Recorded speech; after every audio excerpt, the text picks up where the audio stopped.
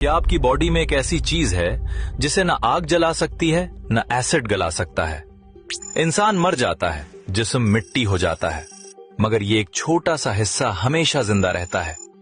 ये कोई ब्रेन या हार्ट नहीं, बल्कि आपकी रीढ़ की हड्डी का सबसे आखिरी किनारा है। साइंस इसे कॉक्सिक्स या आम जुबान में टेल बोन कहती है।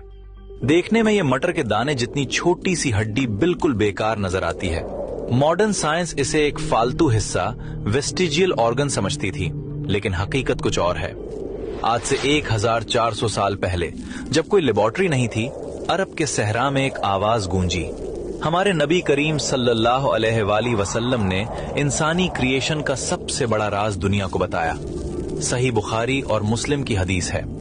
आप सल्लल्लाहु अलैहि वसल्लम ने फरमाया, इंसान का सारा जिस्म मिट्टी खा जाती है, सिवाय आजबुद्दम्ब, टेल बोन के।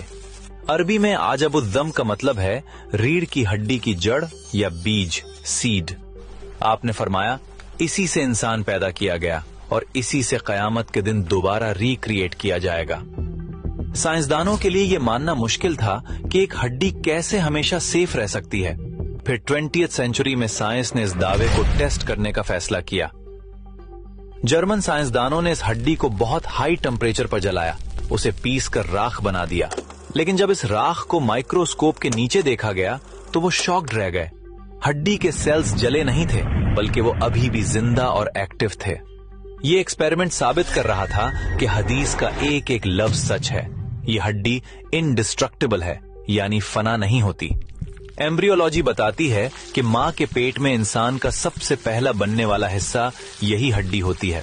इसे प्रिमिटिव स्ट्रिक कहते हैं। ये वो बुनियादी बीज है जिससे पूरी बॉडी डिजाइन होती है। सोचिए, ये छोटी सी हड्डी अल्लाह का बनाया हुआ एक स्पर्म माइक्रोचिप है, जिसमें आपका पूरा डेटा महफूज है। आप मर जाएंगे, सदियां गुजर जाएंगी, लेकिन जमीन के अंधेरों में आपका ये बैकअप डेटा महफूज रहेगा। और फिर जब कयामत का दिन आएगा और अल्लाह की खास बारिश बरसेगी, तो ये सोया हुआ बीज एक्टिव हो जाएगा।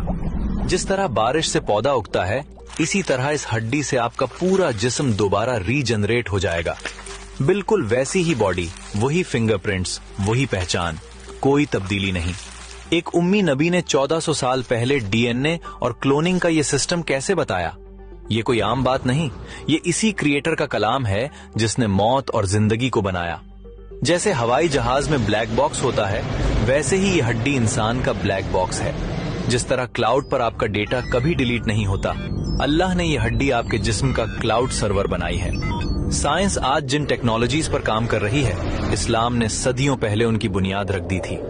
आज जब आप बैठें तो महसूस करें, आपकी कमर के निचले हिस्से में कयामत तक का राज छुपा हुआ है।